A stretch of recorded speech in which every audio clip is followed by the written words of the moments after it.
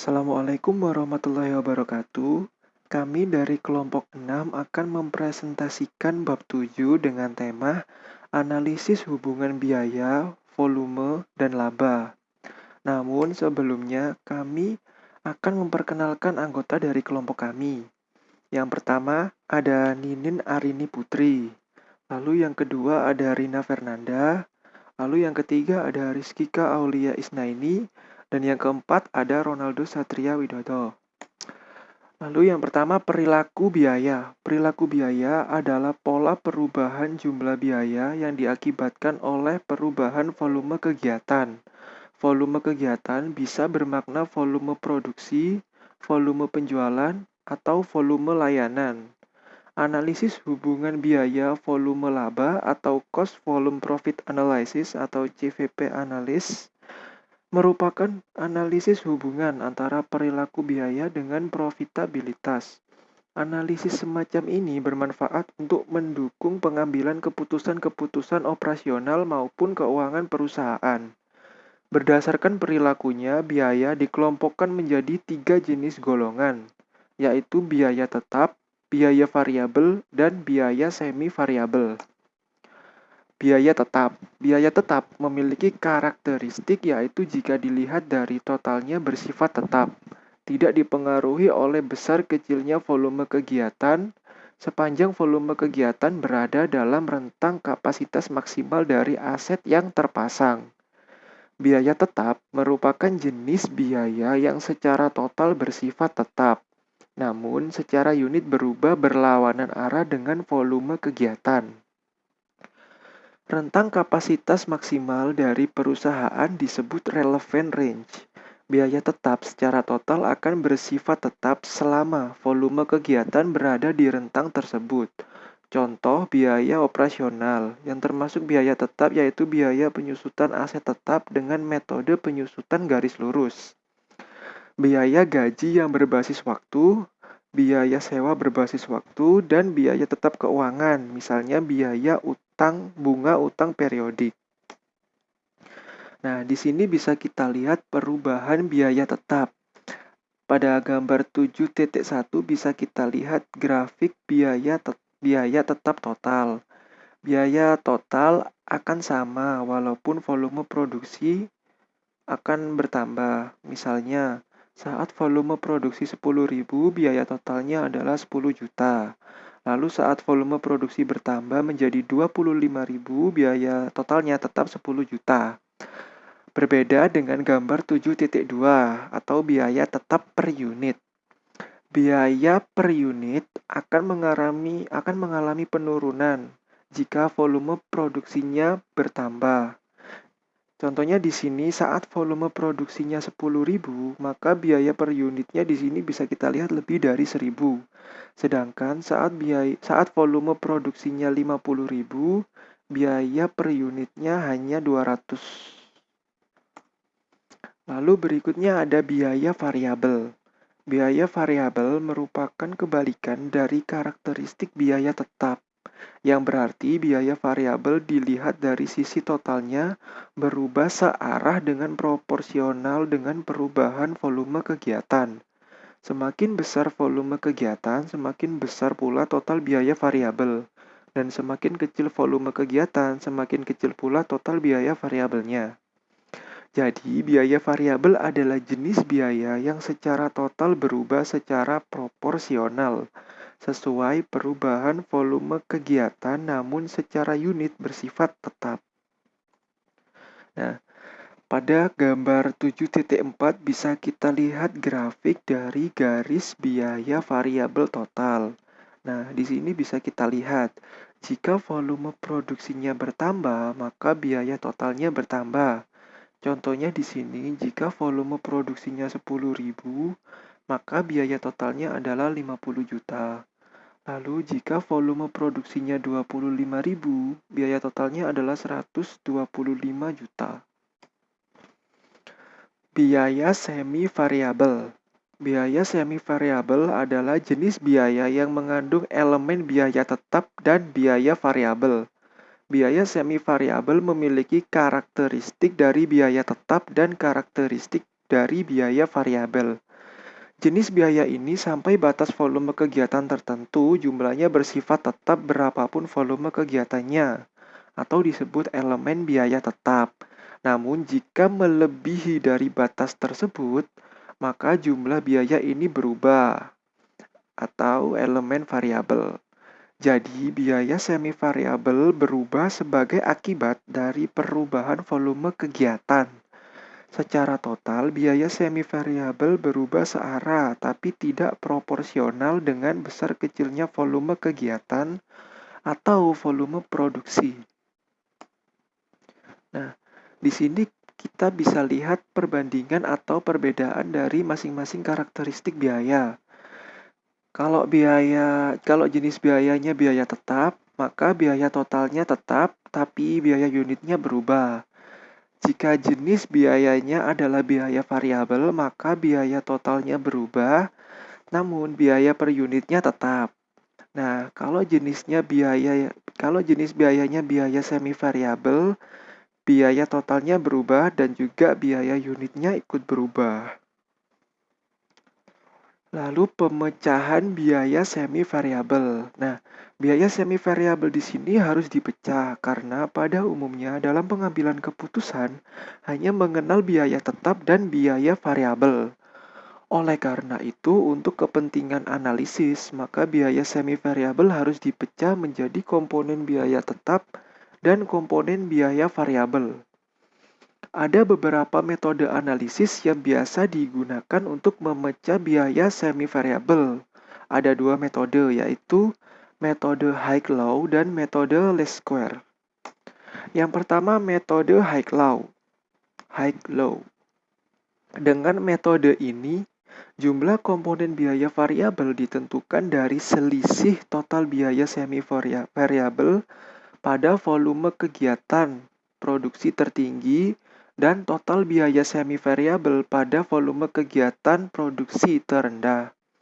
Nah, di sini contohnya volume kegiatan tertingginya itu 25.000 unit dengan total biayanya 3.300.000. Lalu volume terendahnya 8.000 unit dengan total biayanya 1.250.000. Nah, dari volumenya ini didapatkan selisih sebesar 17.000 unit. Untuk biaya variabelnya ada 2.050.000 yang didapat dari 3.300.000 dikurangi 1.250.000. Dengan demikian, komponen biaya variabel per unit adalah 2.050.000 dibagi 17.000 unit. Dengan hasilnya adalah Rp120,588. Nah, lalu berikutnya komponen biaya tetap ditentukan dengan cara mengurangkan komponen biaya variabel dari total semi variabel pada volume kegiatan yang bersangkutan. Nah, kita sekarang akan menghitung komponen biaya tetap menggunakan metode High-Low. Nah, di sini total biaya semi variabel pada 25.000 unit adalah 3.300.000. Lalu jumlah komponen biaya variabel adalah 25.000 unit dikali 120,588 yang kita dapat tadi. Maka hasilnya 3.014.700. Lalu komponen biaya tetap pada 25.000 unit adalah 285.300. Nah, dengan demikian, komponen biaya variabel pada produksi 8.000 unit sama dengan 1.250.000. 1.250.000 ini adalah total biaya dari 8.000 unit dikurangi 285.300. Itu adalah komponen biaya tetap, sehingga menghasilkan Rp946.700. Lalu metode berikutnya adalah metode Least Square. Metode ini menggunakan analisis regresi linear sederhana dengan persamaan Y sama dengan A ditambah BX. Dengan keterangan Y adalah total biaya semi variabel. Lalu A adalah komponen biaya tetap, B merupakan komponen biaya variabel per unit, dan X adalah volume kegiatan produksinya. Metode ini biasanya lebih digunakan untuk prediksi, karena nilai A dan B diperoleh dengan cara menganalisis serangkaian data total biaya semi-variabel atau Y dan volume kegiatan atau X yang ada menggunakan persamaan regresi tersebut. Nah, contoh perhitungannya itu seperti ini. Dengan bantuan aplikasi SPSS, diperoleh persamaan linearnya Y sama dengan 273.597 ditambah 121,1 X. Berdasarkan persamaan yang dihasilkan tersebut, diketahui bahwa komponen biaya tetap atau A sebesar Rp237.591 dan komponen biaya variabel per unit dilambangkan dengan B sebesar Rp121,1. Nah, berarti total biaya semi variabelnya adalah 237.597 ditambah 121,1 dikalikan X. X-nya adalah 28.000. Nah, hasilnya adalah 3.628.391. Nah, di sini kita udah ketahui komponen biaya tetapnya adalah 237.591. Sedangkan komponen biaya variabelnya adalah 221,1 dikali 28.000 yang menghasilkan 3.390.000. Nah, sekarang kita masuk ke analisis leverage. Analisis leverage merupakan salah satu analisis yang memanfaatkan perilaku biaya untuk kepentingan pengambilan keputusan operasional dan keuangan. Leverage berasal dari kata lever yang berarti pengungkit. Dengan demikian, leverage bermakna pengungkit atau upaya untuk mengungkit. Yang dimaksud sebagai pengungkit di sini adalah biaya tetap. Sedangkan yang hendak diungkit atau didongkrak adalah profitabilitas. Analisis leverage adalah analisis yang dimaksudkan untuk mengetahui dampak dari penggunaan atau keberadaan biaya tetap di perusahaan terhadap perubahan profitabilitas atau untuk mengetahui daya ungkit biaya tetap terhadap profitabilitas perusahaan. Fungsi biaya tetap sebagai leverage atau pengungkit. Dengan adanya biaya tetap dalam struktur biaya perusahaan, kenaikan volume kegiatan atau volume penjualan berdampak pada kenaikan laba perusahaan dengan tingkat kenaikan lebih besar daripada tingkat kenaikan volume kegiatan atau volume penjualan itu sendiri. Namun, juga mengandung resiko ketika terjadi penurunan volume kegiatan atau penjualan, maka akan menyebabkan penurunan laba perusahaan dengan tingkat penurunan yang lebih besar daripada tingkat penurunan volume kegiatan itu sendiri. Nah, untuk leverage, maka hanya biaya tetap yang berpengaruh sebagai leverage. Untuk biaya variabel tidak berperan sebagai pengungkit atau leverage laba perusahaan. Selanjutnya, saya akan menjelaskan tentang resiko biaya tetap sebagai leverage. Biaya tetap akan berperan sebagai pengungkit kenaikan laba ketika perusahaan mengalami peningkatan volume penjualan. Hal ini terjadi karena meskipun volume penjualan perusahaan meningkat, namun biaya tetap perusahaan tidak akan berubah. Berbeda halnya dengan biaya variabel yang proporsinya naik turun mengikuti jumlah produksi sebuah perusahaan. Dengan demikian, dalam kondisi pertumbuhan, biaya tetap sebagai sumber leverage memberikan peluang yang lebih menguntungkan dibandingkan biaya variabel dalam meningkatkan laba perusahaan. Jenis-jenis leverage. Yang pertama ada leverage operasi. Leverage operasi bersumber dari biaya tetap operasional. Untuk mengukur seberapa besar dampak dari biaya tetap operasi dalam memperbesar pengaruh perubahan hasil penjualan terhadap perubahan laba operasi, diukur dengan menggunakan Degree of Operating Leverage atau DOL. Penentuan DOL berdasarkan dua titik penjualan, yaitu penjualan pada periode dasar dan penjualan periode tertentu, di mana DOL sama dengan persen dari perubahan EBIT dibagi dengan persen perubahan penjualan. Persen perubahan EBIT merupakan dapat dicari dengan EBIT per EBIT dasar dikalikan dengan 100%.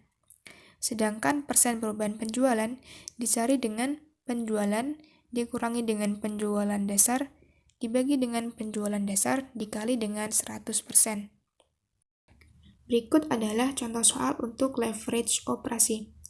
Perusahaan menghasilkan produk dengan biaya variabel per unit sebesar Rp10.000 dengan biaya tetap sebesar Rp4 juta per tahun. Harga jual produk tersebut adalah Rp15.000 per unit. Perhitungan EBIT atau laba operasi pada berapa tingkat penjualan sebagai berikut. Seperti yang kita ketahui, DOL dapat dicari dengan membagi antara persen perubahan EBIT dengan persen perubahan penjualan. Dan pada soal di atas, untuk volume penjualan dari 1.500 unit atau volume penjualan dasar yang naik menjadi 3.000 unit dapat ditentukan sebagai berikut. Persen perubahan EBIT sama dengan Rp11 juta dikurangi dengan Rp3.500.000 per Rp3.500.000 dikalikan dengan 100% sama dengan 214%. Untuk persen perubahan penjualan sama dengan 45 juta dikurangi dengan 22.500.000 per Rp22.500.000 dikalikan dengan 100% sama dengan 100%.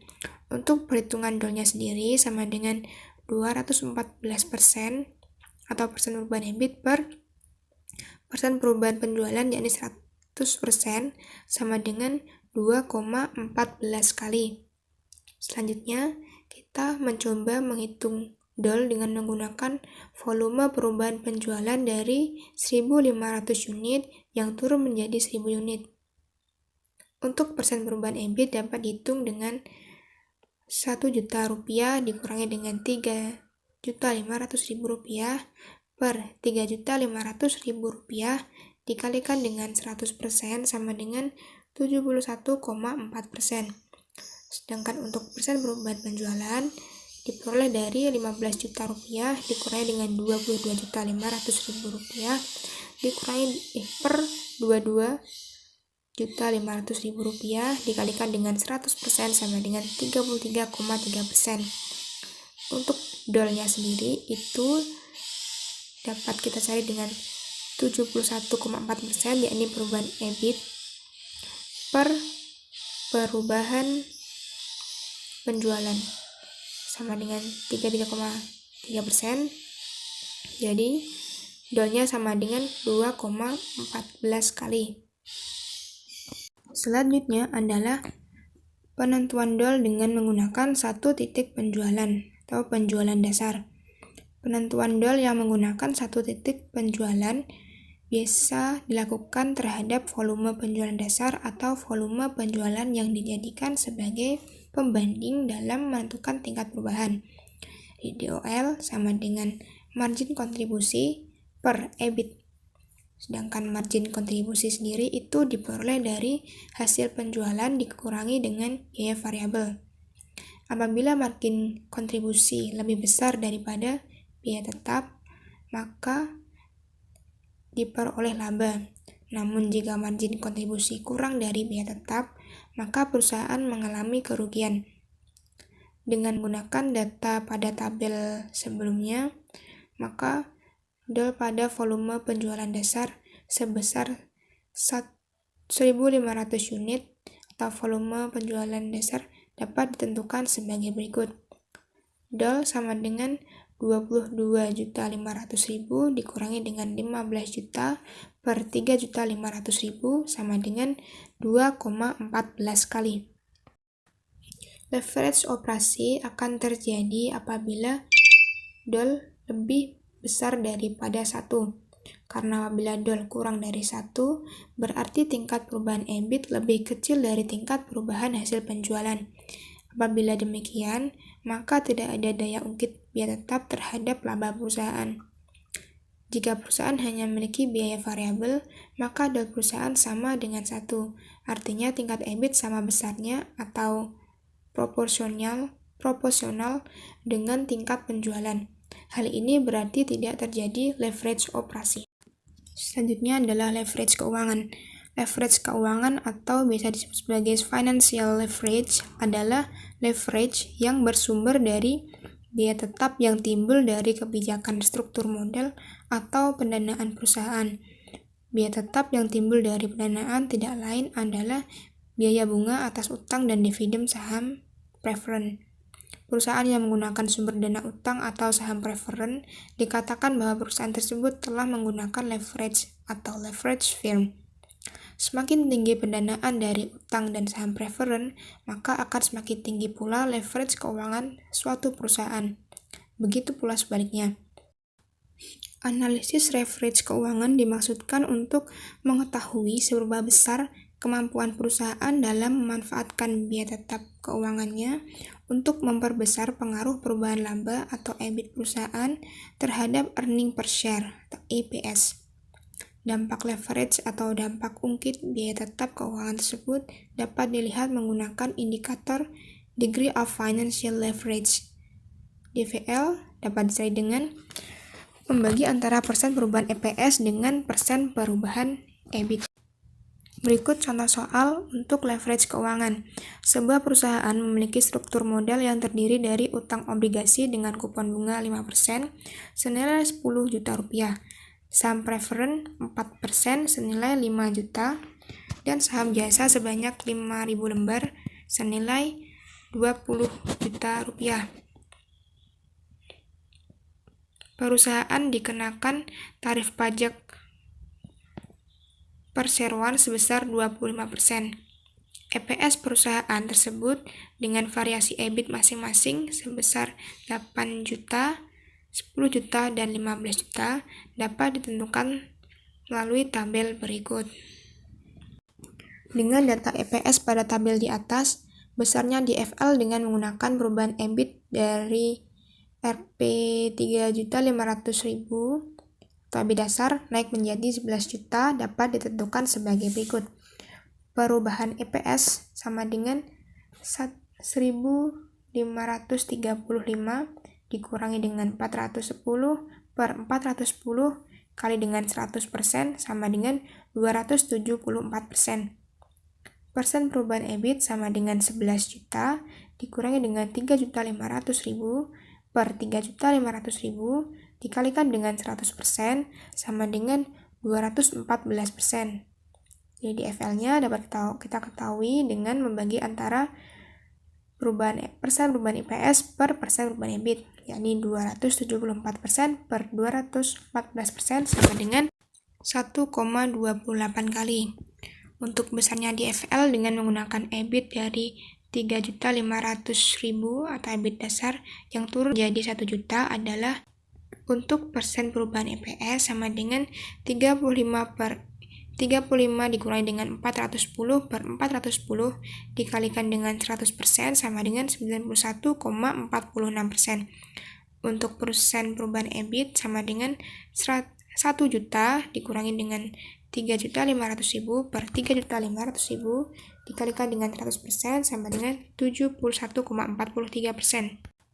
Untuk DFL-nya sendiri seperti yang kita ketahui dapat diketahui dengan membagi antara persen perubahan EPS per persen perubahan EBIT sama dengan 91,46% per 71,43% sama dengan 1,28 kali. Dari sini dapat kita simpulkan bahwa semakin tinggi DFL, maka akan semakin tinggi pula leverage keuangan perusahaan, yang menunjukkan semakin tinggi dampak biaya tetap terhadap perubahan EPS, dan sebaliknya jika DFL semakin rendah. Leverage keuangan terjadi jika DFL lebih dari 1, karena jika DFL kurang dari 1 berarti tingkat perubahan EPS lebih kecil dari tingkat perubahan EBIT. Jika demikian, maka tidak terjadi gaya ungkit biaya terhadap keuangan profitabilitas untuk pemegang saham biasa. Selanjutnya adalah leverage gabungan. Gabungan dari leverage operasi dan leverage keuangan disebut dengan leverage gabungan atau combined leverage. Leverage gabungan diukur dengan indikator DCL atau Degree Combined Leverage. DCL memberikan petunjuk pada manajemen seberapa besar dampak dari total leverage dalam rangka memperbesar pengaruh perubahan volume penjualan terhadap perubahan EPS. DCL dapat dicari dengan persen perubahan EPS per persen perubahan volume penjualan. Atau DCL sama dengan DOL kali dengan FFL. Semakin tinggi tingkat leverage operasi, maka akan semakin tinggi pula resiko bisnis yang dihadapi dan sebaliknya. Resiko ini berasal dari faktor-faktor yang mempengaruhi tinggi rendahnya volume penjualan, seperti persaingan usaha dan faktor-faktor lain yang terkait dengan operasi perusahaan. Resiko keuangan adalah resiko yang gagalnya perusahaan dalam memenuhi kewajiban-kewajiban tetap keuangan yang terkait dengan pendanaan. Semakin tinggi leverage keuangan, maka semakin tinggi pula resiko keuangan yang dihadapi oleh perusahaan. Sedang leverage gabungan atau combined leverage tinggi rendahnya ditentukan oleh DCL yang mencerminkan total risiko bisnis maupun risiko keuangan sebagai akibat dari seluruh penggunaan beban tetap dalam perusahaan, baik beban tetap operasi maupun beban tetap keuangan. Berikut merupakan manfaat dari analisis leverage. Yang pertama, sensitivitas perubahan profitabilitas perusahaan atau EBIT terhadap perubahan volume penjualan sebagaimana telah ditunjukkan oleh indikator DOL. Informasi ini sangat bermanfaat bagi pengambilan keputusan atau rencana investasi ke depan ke dalam aktivitas tetap yang menimbulkan beban tetap berupa penuntutan dan rencana keputusan operasional lainnya yang menyebabkan timbulnya beban tetap seperti gaji tetap, beban sewa tetap, dan lainnya. Sensitivitas perubahan EPS terhadap perubahan EBIT yang ditunjukkan oleh indikator DFL.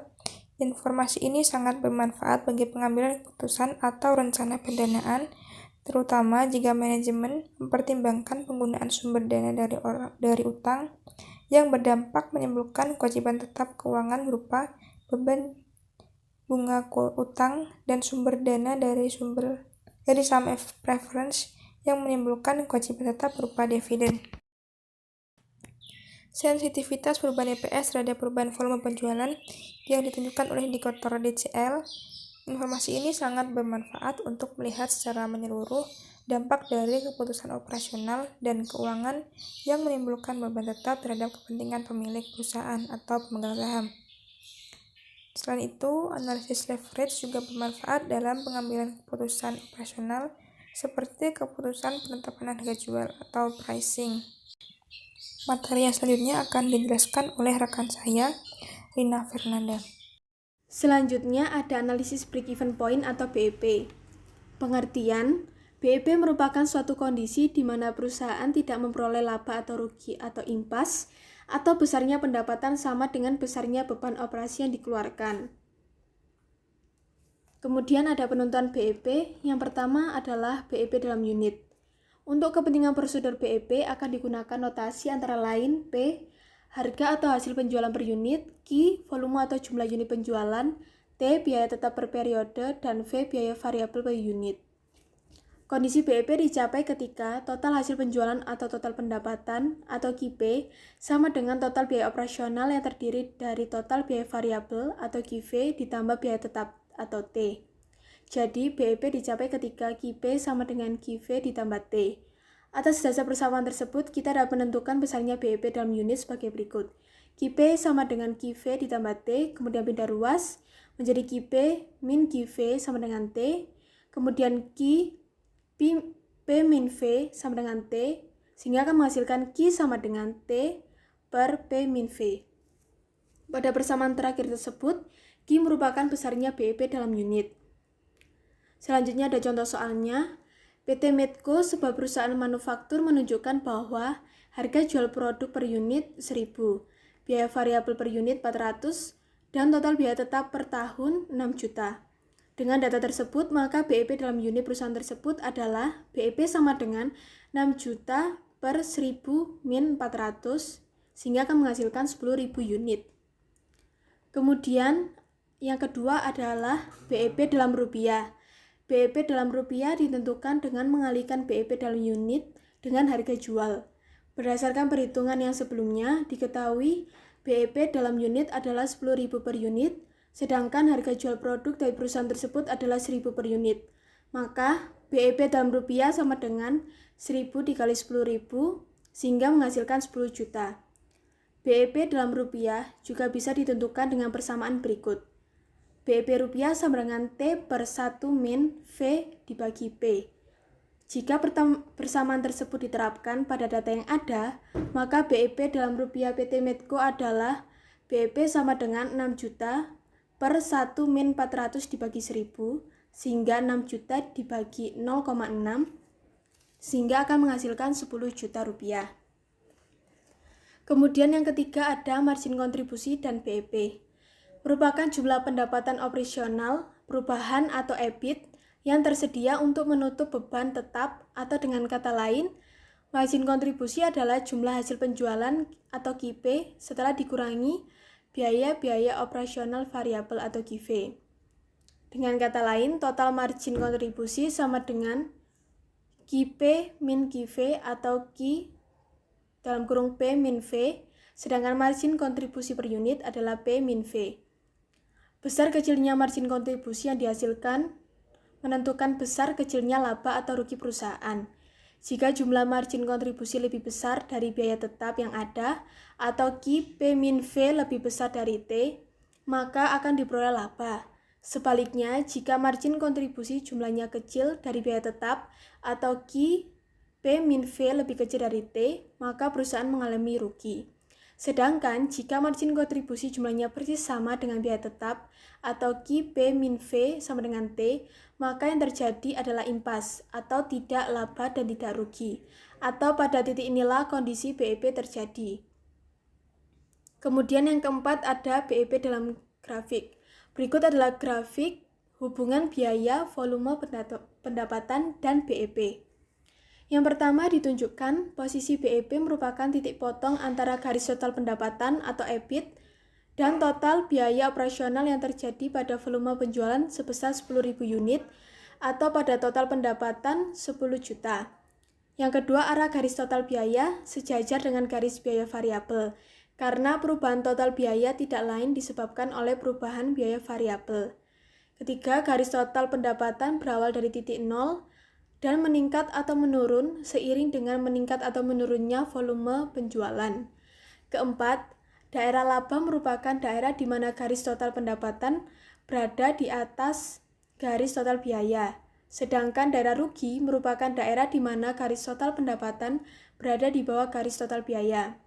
Oleh karena itu, jika volume penjualan perusahaan lebih kecil dari 10.000 unit atau dalam soal tadi, yang merupakan BEP, maka perusahaan masuk daerah rugi, begitupun sebaliknya. Kemudian daerah margin kontribusi berarti semakin besar volume penjualan yang dicapai, maka semakin besar pula margin kontribusi yang didapat, begitupun sebaliknya. Kemudian ada pengaruh perubahan biaya dan harga jual produk terhadap BEP dan DOL. Yang pertama, perubahan biaya tetap. Perubahan pada komponen-komponen analisis BEP yang terdiri dari biaya, tetap dan variabel, dan harga jual produk akan berdampak pada perubahan posisi BEP. Untuk mengilustrasikan hal tersebut, kita menggunakan contoh data operasional dari PT Medco sebelumnya, kecuali terjadi perubahan pada komponen biaya tetap yang semulanya 6 juta meningkat menjadi 9 juta. Kemudian komponen lainnya seperti biaya variabel sebesar 400 per unit dan harga jual 1.000 per unit tidak terjadi perubahan. Dengan data tersebut, perubahan biaya tetap adalah BEP sama dengan 9 juta per 1.000 min 400, sehingga menghasilkan 15.000 unit. BEP dalam rupiah setelah perubahan adalah 1.000 dikali 15.000, sehingga menghasilkan 15 juta rupiah. Dengan adanya kenaikan biaya tetap dari 6 juta menjadi 9 juta, menyebabkan BEP juga meningkat dari 10.000 unit menjadi 15.000 unit. Selain berpengaruh terhadap perubahan posisi BEP, Kenaikan biaya tetap tersebut juga berpengaruh pada perubahan tingkat leverage operasi atau DOL perusahaan. Sebagai ilustrasi, dengan menggunakan tingkat volume penjualan dasar misalnya 20.000 unit, DOL dari PT Medco sebelum dan sesudah adanya perubahan biaya tetap disajikan pada tabel 7.10 seperti di bawah ini. Hasil perhitungan tersebut menunjukkan bahwa kenaikan biaya tetap berdampak pada terjadinya perubahan DOL di mana semula sebesar 2 kali naik menjadi 4 kali. Hal ini berarti meningkatnya biaya tetap menyebabkan sensitivitas EBIT terhadap perubahan volume penjualan juga semakin meningkat. Dengan catatan bahwa DOL sebesar 4 kali berlaku untuk mengukur sensitivitas EBIT terhadap setiap perubahan volume penjualan dari volume penjualan dasar yaitu 20.000 unit atau 20 juta rupiah. Sebagaimana disebutkan sebelumnya bahwa jika volume penjualan dasar diganti, maka DOL akan ikut berubah. Kemudian yang kedua, perubahan biaya variabel. Untuk mengilustrasikan dampak perubahan komponen biaya variabel terhadap BEP, akan digunakan contoh yang sama, yaitu data dari PT Medco sebelumnya, kecuali terjadi perubahan pada komponen biaya variabel yang semula 400 per unit meningkat menjadi 625 per unit. Komponen lainnya seperti biaya tetap sebesar 6 juta per tahun dan harga jual 1000 per unit tidak terjadi perubahan. Dengan data tersebut, BEP setelah adanya perubahan atau kenaikan biaya variabel adalah BEP sama dengan 6 juta per 1000 min 625 sehingga menghasilkan 16.000 unit. BEP dalam rupiah setelah perubahan adalah 1000 dikali 16.000 sama dengan 16 juta rupiah. Dengan adanya kenaikan biaya variabel dari 400 ke 625 per unit, menyebabkan BEP meningkat dari 10.000 unit menjadi 16.000 unit. Kenaikan biaya variabel tersebut juga berpengaruh terhadap perubahan tingkat leverage operasi atau DOL perusahaan. Sebagai ilustrasi, dengan menggunakan tingkat volume penjualan dasar 20.000 unit, DOL dari PT Medco sebelum dan sesudah adanya perubahan biaya variabel disajikan pada tabel 7.11 seperti di bawah ini. Sehingga dari tabel tersebut, hasil dari perhitungan menunjukkan bahwa kenaikan biaya variabel berdampak pada meningkatnya DOL dari 2 kali menjadi 5 kali. Hal ini berarti meningkatnya biaya variabel menyebabkan sensitivitas EBIT terhadap perubahan volume penjualan juga semakin meningkat. Kemudian untuk materi selanjutnya akan dijelaskan oleh rekan saya.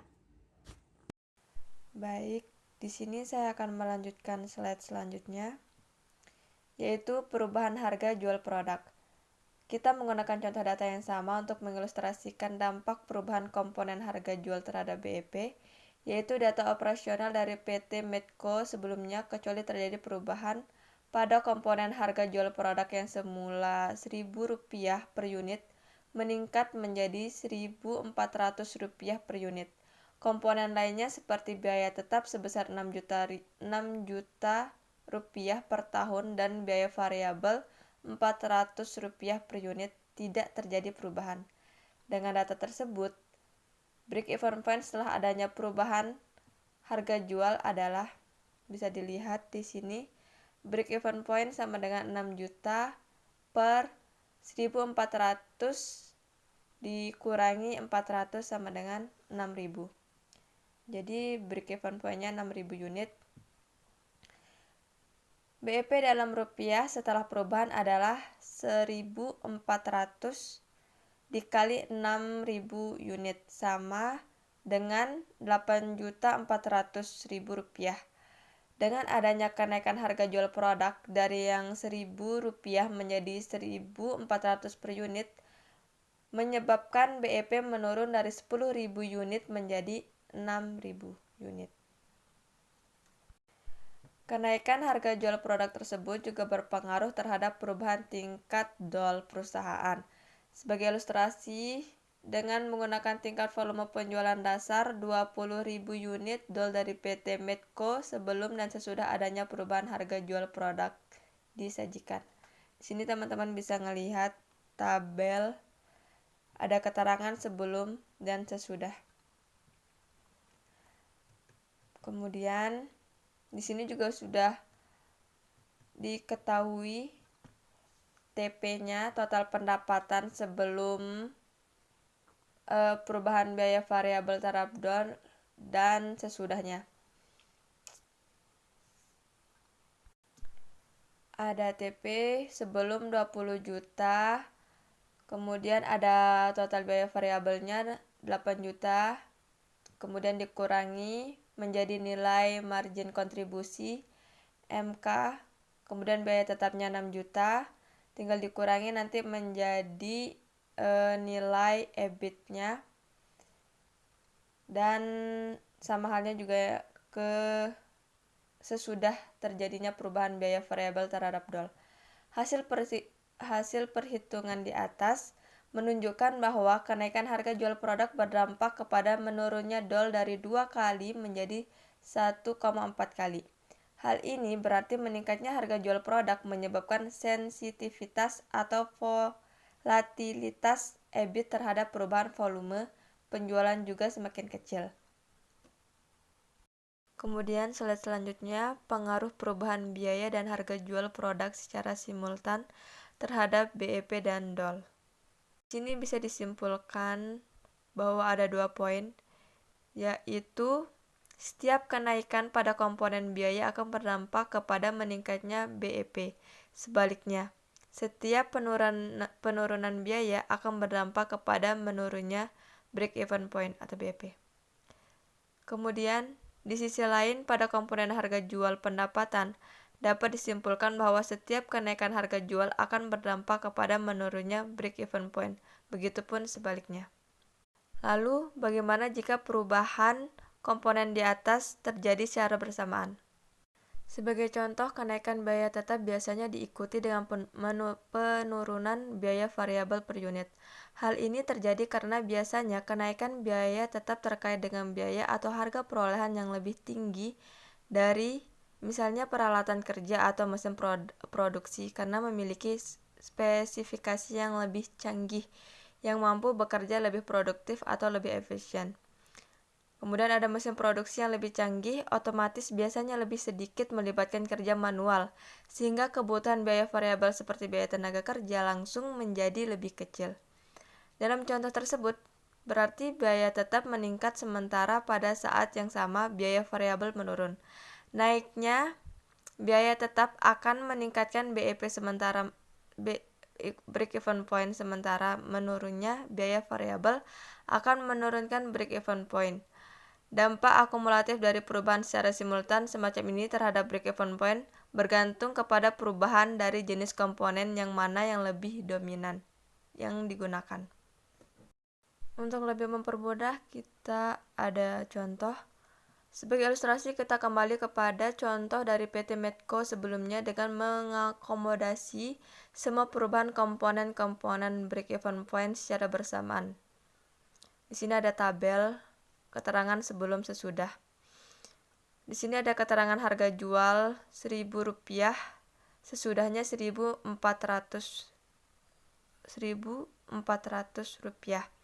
Kemudian biaya variabel per unitnya sebelumnya kan Rp400,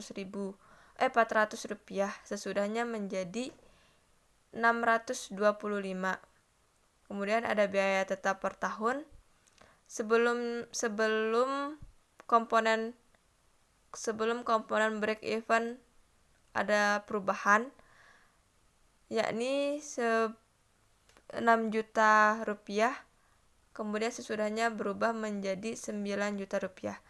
BEP setelah terjadinya perubahan simultan menjadi dampak ditentukan sebagai berikut.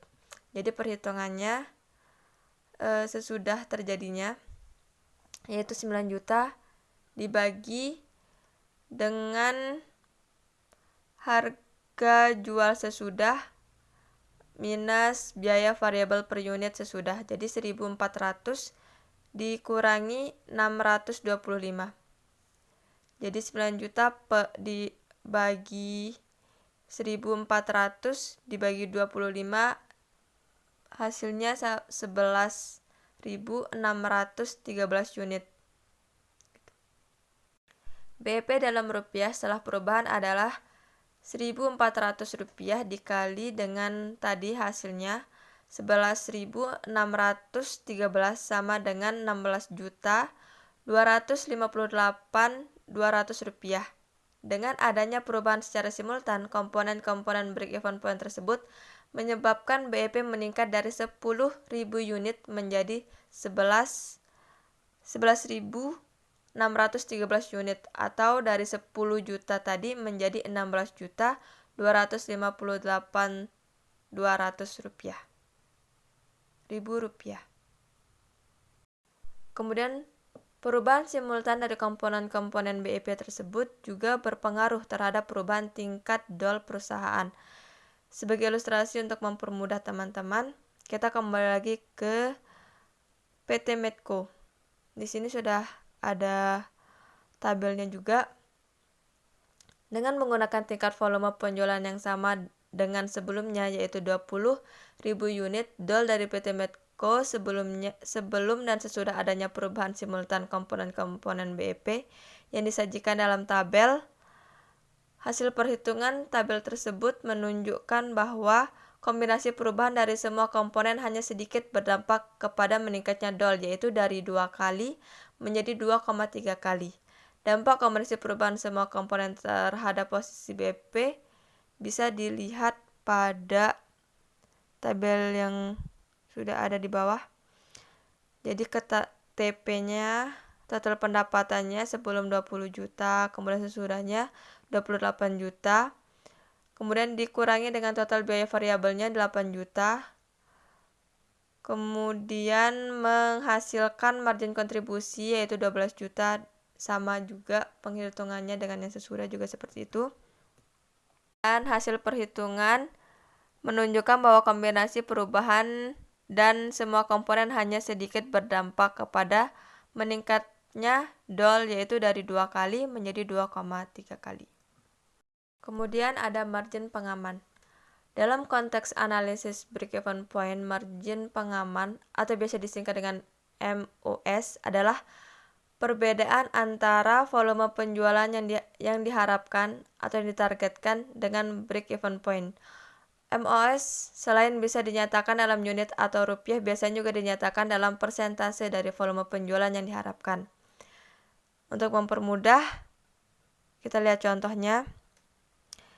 Jika PT Medco menetapkan volume penjualan yang diharapkan atau yang ditargetkan pada periode mendatang sebesar 18.000 unit, sedangkan break-even point perusahaan tersebut adalah 10.000 unit, maka MOS PT Medco tersebut adalah tinggal dikurangi MOS sama dengan target dikurangi dengan break-even yang tadi. Jadi 18.000 dikurangi 10.000 menghasilkan 8.000 unit. Jika dinyatakan dalam persentase, MOS sama dengan 18.000 dikurangi 10.000 per 18.000. Jadi bisa menghasilkan 0,44 atau 44,4%. Kemudian, apa makna dan seberapa penting MOS bagi manajemen? MOS pada dasarnya merupakan salah satu ukuran risiko operasional. MOS menunjukkan jumlah penurunan volume penjualan yang bisa ditoleransi oleh perusahaan agar terhindar dari kerugian. MOS berfungsi sebagai instrumen peringatan bagi manajemen. Jika realisasi volume penjualan turun melampaui MOS atau lebih besar dari unit yang ditargetkan, maka perusahaan akan menderita kerugian. Karena dengan penurunan tersebut menjadikan realisasi volume penjualan perusahaan berada di bawah break-even point. MOS juga mencerminkan fleksibilitas penjualan. Semakin tinggi MOS, maka semakin tinggi pula fleksibilitas dalam merealisasikan penjualannya dalam rangka menghindari risiko kerugian dan sebaliknya. Kemudian ada slowdown dan shutdown point. Ketika perusahaan tidak mampu beroperasi pada tingkat volume kegiatan atau tidak mampu menghasilkan volume penjualan di atas break-even point, maka perusahaan dalam kondisi merugi. Karena total pendapatan yang diperolehnya tidak mampu menutupi semua biaya atau beban operasional yang dikeluarkan. Namun bisa saja perusahaan tersebut tidak dalam kondisi merugi. Pilihan bagi perusahaan hanya berupa keputusan penghentian operasi jika dalam jangka panjang perusahaan tetap ingin menjaga eksistensinya atau tetap mempertahankan operasinya, maka dalam kondisi yang sementara merugi, manajemen bisa mengambil keputusan yaitu tetap beroperasi walaupun dalam kondisi merugi, atau yang bisa disebut dengan slowdown, atau perusahaan bisa menghentikan sementara operasi perusahaan atau shutdown. Keputusan tersebut harus diambil untuk menghindari beban kerugian yang lebih besar yang ditanggung oleh perusahaan. Dengan menggolongkan biaya berdasarkan perilakunya, yaitu biaya tetap dan biaya variabel, memungkinkan manajemen melakukan analisis untuk mengetahui kapan perusahaan harus memutuskan tetap beroperasi walaupun merugi dan juga kapan perusahaan harus memutuskan untuk sementara menghentikan operasinya guna menghindari kerugian yang lebih besar. Kemudian ada kondisi slowdown. Kondisi slowdown adalah rentang volume kegiatan atau volume penjualan di mana perusahaan lebih baik tetap mempertahankan operasinya walaupun merugi untuk menghindari beban kerugian yang lebih besar dengan harapan ke depan perusahaan mampu beroperasi kembali. Kondisi slowdown pada dasarnya bermakna bahwa volume kegiatan perusahaan berada di bawah tingkat operasi normalnya. Kondisi slowdown terjadi ketika margin kontribusi yang diperoleh perusahaan lebih kecil atau tidak mampu sepenuhnya menutupi biaya tetap yang ditanggung. Keputusan slowdown lebih baik diambil jika perusahaan masih mampu menghasilkan pendapatan di atas biaya variabel, sehingga masih diperoleh margin kontribusi yang bisa digunakan untuk mengurangi beban biaya tetap. Kondisi tersebut dicapai selama harga jual produk lebih besar dari biaya variabel per unit atau P lebih besar daripada V. Selisih harga jual dan biaya variabel P dikurangi V merupakan margin kontribusi, yaitu bagian dari pendapatan yang tersedia untuk menutup biaya tetap.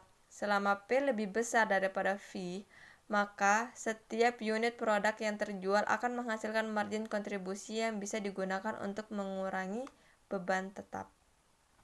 Kemudian kita next slide. Nah, di sini ada contoh. Kita kembali ke PT Medco lagi. PT Medco rata-rata hanya mampu menjual produknya sebanyak 7.000 unit, yaitu di bawah break-even point. Seperti yang kita ketahui bahwa break-even point PT Medco sebagaimana disebutkan sebelumnya berada pada 10.000 unit. Biaya variabel per unitnya Rp400, biaya tetap per tahunnya Rp6.000.000 dan harga jual per unitnya Rp1.000. Jika perusahaan memutuskan tetap beroperasi dengan hanya mampu menjual 7.000 unit, maka besarnya kerugian yang ditanggung perusahaan sama dengan total pendapatan, yaitu di sini kita bisa hitung Rp1.000 dikali 7.000 dikurangi total biaya yaitu 400 dikali 7.000 ditambah dengan biaya tetap per tahunnya 6 juta, hasilnya 1.800.000. Dengan kata lain, dengan tetap beroperasi, perusahaan mampu menghasilkan margin kontribusi sebesar Rp4.200.000, yaitu total penjualan dikurangi total biaya variabel atau Rp1.000 dikali 7.000 dikurangi dengan Rp400 dikali 7.000 yang bisa digunakan untuk menutup sebagian biaya tetap. Dalam hal ini, besarnya kerugian perusahaan terdiri dari bagian biaya tetap yang tidak tertutup, yaitu Rp1.800.000 atau Rp6.000.000 dikurangi dengan Rp4.200.000. Di sisi lain, jika dalam kondisi tersebut perusahaan memutuskan menghentikan operasinya, maka kerugian perusahaan menjadi lebih besar karena tidak ada margin kontribusi yang dihasilkan, sehingga kerugian perusahaan menjadi sebesar biaya tetap yang tidak tertutup sama sekali, yaitu Rp6.000.000. Kemudian ada shutdown point.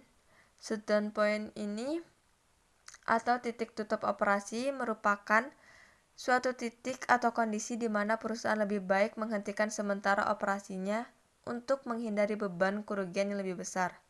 Selama penghentian operasi, manajemen bisa melakukan tindakan-tindakan perbaikan agar ke depan perusahaan bisa beroperasi secara normal kembali. Sebagaimana disebutkan sebelumnya, kondisi slowdown terjadi ketika total pendapatan perusahaan hanya mampu menutupi total biaya variabel dan sebagian biaya tetapnya. Namun, jika kondisinya menunjukkan total pendapatan yang dihasilkan perusahaan tidak mampu lagi menutupi biaya variabel apalagi biaya tetap, maka sebaiknya perusahaan memutuskan untuk sementara menghentikan operasinya guna menghindari kerugian yang lebih besar. Kondisi ini terjadi jika harga jual produk lebih rendah dari biaya variabel per unit atau P lebih kecil dari V. Kondisi ini bisa terjadi misalnya disebabkan terjadi inefisiensi di perusahaan sehingga biaya variabel terlalu tinggi melampaui harga jual atau adanya persaingan dalam bentuk perang harga antara perusahaan sejenis sehingga harga produk yang berlaku di pasar turun sampai di bawah biaya variabel yang dikeluarkan. Seperti itu. Next slide, di sini ada contoh dari shutdown point. Kita kembali ke PT Medco.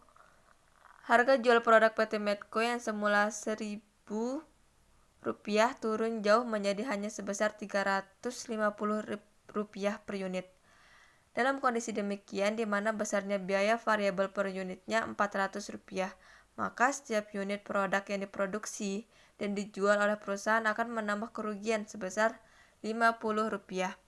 Jika perusahaan memproduksi misalnya 5.000 unit, maka total kerugian perusahaan adalah, di sini bisa dihitung, Rp6.000.000 ditambah dengan 5.000 dikali dengan kerugian Rp50 sama dengan Rp6.250.000. Jika perusahaan memproduksi lebih banyak lagi, misalnya 8.000 unit, maka total kerugian perusahaan bertambah menjadi, tinggal ditambahkan saja, 6 juta ditambah dengan 8.000 dikali kerugian tadi, per unit kerugian per unitnya Rp50 sama dengan Rp6.400.000. Di sisi lain, jika perusahaan memutuskan penghentian operasinya, maka kerugian perusahaan hanya sebesar total biaya tetap, yaitu 6 juta. Jadi lebih baik perusahaan menghentikan operasinya. Lanjut ke slowdown dan shutdown point perkas. Kriteria keputusan slowdown maupun shutdown yang dibahas sebelumnya bersifat menyeluruh yang berlaku bagi semua jenis biaya baik biaya perkas maupun biaya non-kas. Jika manajemen hanya memperhitungkan jenis biaya perkas atau out of pocket cost dalam pengambilan keputusan slowdown dan shutdown, maka break-even point perkas harus ditentukan karena akan menentukan posisi rentang slowdown dan shutdown point perkas. Yang jelas, volume kegiatan pada titik break-even point perkas akan lebih kecil dibanding break-even point sebelumnya, karena dengan mengeluarkan biaya non-kas, total biaya yang diperhitungkan menjadi lebih kecil. Semua biaya variabel umumnya merupakan biaya perkas, sedangkan biaya tetap ada yang perkas dan ada juga yang non-kas. Sehingga total biaya perkas umumnya terdiri dari total biaya variabel ditambah biaya tetap perkas. Kriteria umum implementasi keputusan slowdown adalah ketika volume penjualan perusahaan berada di bawah break-even point, sementara harga jual produk lebih besar dari biaya variabel per unit atau P lebih besar dari V. Sedangkan satu-satunya kriteria implementasi keputusan shutdown adalah ketika harga jual produk lebih kecil dari biaya variabel per unit. Jadi kayak kebalikannya, P lebih kecil dibandingkan dengan V. Tidak terkecuali berapapun volume penjualan perusahaan. Ketika kita hanya memperhatikan komponen biaya perkas, maka kriteria yang digunakan berbeda dari sebelumnya. Kriteria rentang slowdown tidak lagi berlaku untuk semua volume penjualan di bawah BEP. Kriteria slowdown perkas terletak di antara unit BEP dan unit BEP perkas. Untuk menentukan rentang slowdown perkas, kita harus menentukan terlebih dahulu BEP keseluruhan dan BEP perkas. BEP perkas tercapai ketika total pendapatan sama dengan total biaya perkas Dengan demikian, BEP per kas ditentukan dengan membagi biaya tetap per kas dengan margin kontribusi, yaitu sebagai berikut. Jadi di sini ada contohnya, ada rumusnya. Break even point per kas sama dengan T per kas dibagi dengan P minus V. Slide selanjutnya di sini ada ilustrasi, di sini ada contoh lagi. Misalnya biaya tetap yang ditanggung oleh PT Medco sebesar 6 juta per tahun terdiri dari biaya tetap per kas, yaitu biaya sewa dan gaji staf, sebesar Rp2.400.000 dan biaya tetap non-kas, yaitu penyusutan aktiva tetap. Kemudian Rp3.600.000. Berdasarkan data tersebut, BEP per kas dalam unit PT Medco adalah, jadi kita bisa masukkan tadi rumus yang saya sebutkan. BEP per kas sama dengan Rp2.400.000 dibagi dengan 1.000 dikurangi Rp400. Jadi menghasilkan 4.000 unit. Gitu.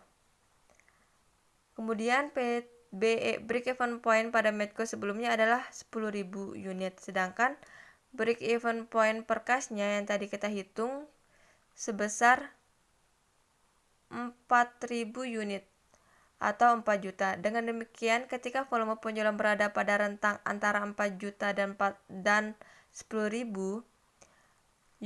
sebaiknya perusahaan tetap mempertahankan operasinya, berarti menggunakan slowdown.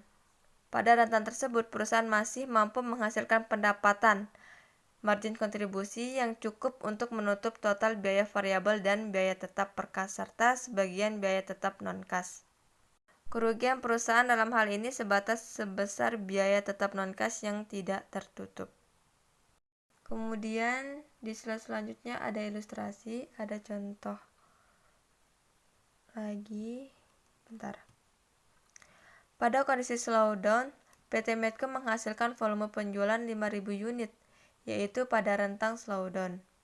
Kerugian perusahaan pada volume penjualan 5.000 unit tersebut sebesar 3 juta berasal dari 5.000 dikali dengan Rp1.000 dikurangi dengan 6 juta ditambah 5.000 dikali Rp400.